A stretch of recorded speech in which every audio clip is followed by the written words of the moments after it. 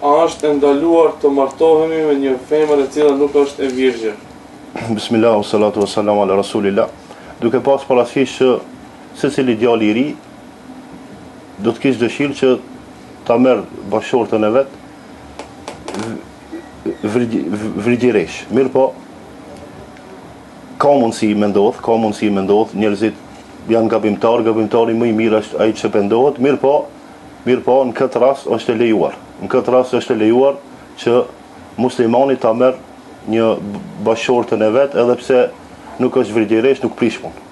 Edhe është më mirë pastaj që t'ja mbulon. Sepse pejgamberi sallallahu alaihi wasallam thotë: "Men satara ala muslimin satara Allahu lahu yawm al-qiyamah."